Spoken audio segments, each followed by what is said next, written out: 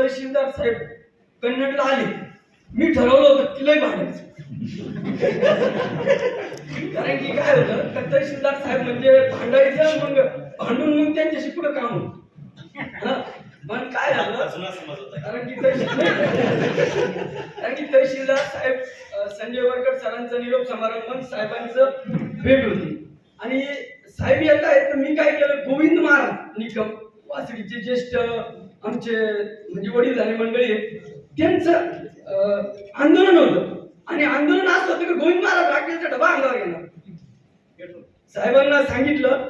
साहेबांचा पहिला दिवस साहेब हजर झाले. साहेब मला त्यांना फोन करून त्यांना सांगा थांबवायचं. म्हणलं मी थांबवणार नाही. तहसीलदार साहेबांना मदत नाही करणार. साहेबांचा पहिला दिवस गेला वासरी म्हणजे 3 वाजता साहेब तिथं.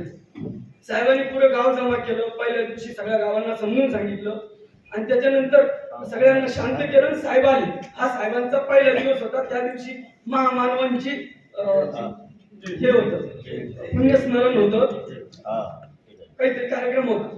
आणि दुसरी गोष्ट तर मग मी ठरवलं की साहेबाशी भांडायचं नाही. त्याच्यामुळे काही लोकांनी आरोप लावले की साहेबाशी भांडतच करून घेऊन साहेबाच काहीतरी आहे मी भांडत नव्हतो.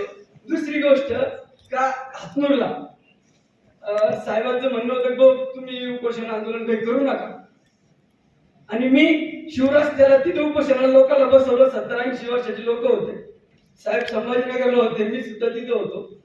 रस्त्यातून साहेब 11 वाजता इतक्या पाण्यात लोक तिथे गेले. साहेब मी साहेबांना म्हणाल साहेब तुम्ही येऊ नका, दुसरे तुम्ही सोडू. साहेब म्हणणे आताच जायचं.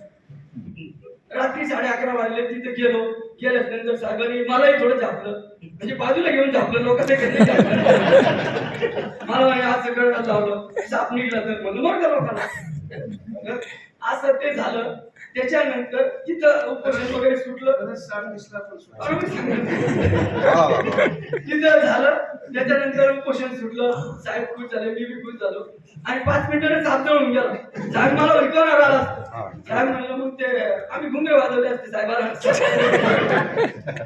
पण घुमे अभिलेखचे साहेब आले होते, ते विषय तिथं मिटला. आणि त्याच्यानंतर मी स्वतः उपोषणाला बसलो होतो. माझा आग्रह नाही होता का साहेबांनी यावं, पण साहेबांनी मला फोनवर सांगितलं का 11 दिवसाचं उपोषण सोडा. तेव्हा लोखंडे आप्पा होते तिथे साक्षीला, त्याच्यानंतर सोनवणे सर होते. मी साहेबांच्या फोनवर उपोषण सोडलं. फक्त साहेबांच्या शब्दावर विश्वास ठेवून आंदोलन सोडणारा मी कार्यकर्ता. साहेब काम करत होते आणि आताही नवीन साहेबही काम करतात, जे तेही काम करतील. पण विद्याचरण कडवकर साहेबांसारखे तहसीलदार कन्नडला होणे नाही. म्हणून माझी सर्वांच्या एकच प्रार्थना राहील का छत्रपती संभाजीनगरचे जिल्हाधिकारी म्हणून तहसीलदार साहेबाला पाहण्याचा योग आहे आणि तसा जर आला तर खरंच अभिमान राहील.